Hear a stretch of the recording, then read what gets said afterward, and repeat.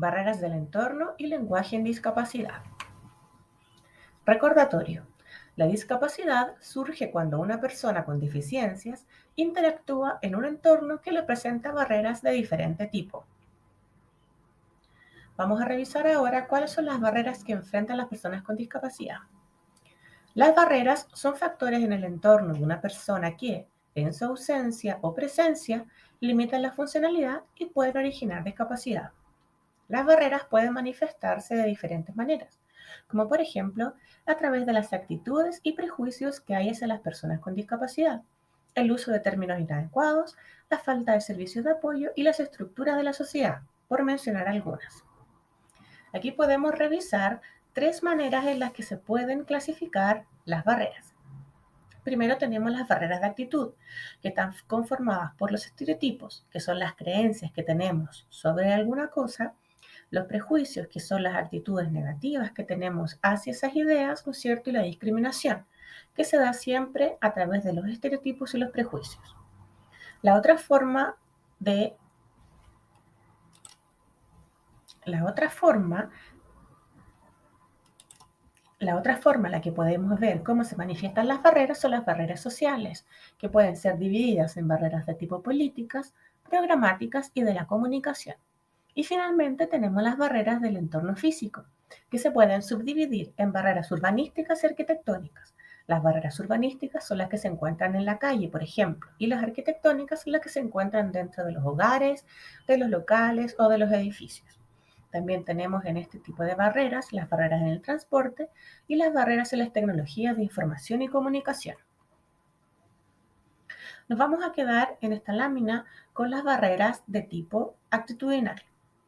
Tanto los estereotipos como los prejuicios impiden el legítimo ejercicio de derecho que todos y todas tenemos, porque a través de los estereotipos y los prejuicios es más probable que las personas sean afectadas por distintos tipos de violencia, porque conducen a acciones de exclusión social y de vulneración de derechos.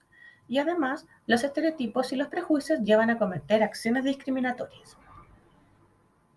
Vamos a revisar brevemente el lenguaje inclusivo en discapacidad. ¿Qué es el lenguaje? Es la facultad del ser humano de expresarse y comunicarse con los demás a través del sonido articulado o de otros sistemas de signos. El lenguaje crea realidad. Por lo tanto, el uso del lenguaje impacta en las ideas, o sea, en los estereotipos que una sociedad construye sobre las personas con discapacidad. Vamos a revisar en las láminas que siguen los conceptos adecuados y los que se recomiendan en no usar. El término adecuado para referirse al colectivo de discapacidad es persona o personas con discapacidad y no discapacitado, discapacitada, deficiente, enfermito, incapacitada, anormal, entre otros. Además, no corresponde referirse a una persona sin discapacidad como una persona normal respecto a una persona con discapacidad. El término adecuado es persona con discapacidad física, ni tampoco utilizar lisiado, minusválido, inválido, paralítico, mutilado, cojo, tullido, entre otras.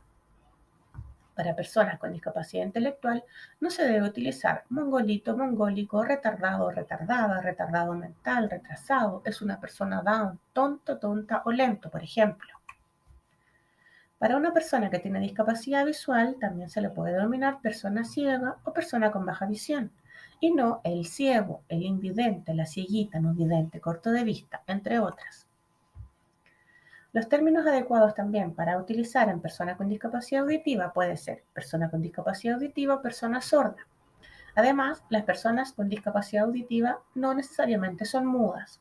Por lo tanto, no tenemos que ocupar sordo-mudo, el sordo, sordito, mudita o mudo.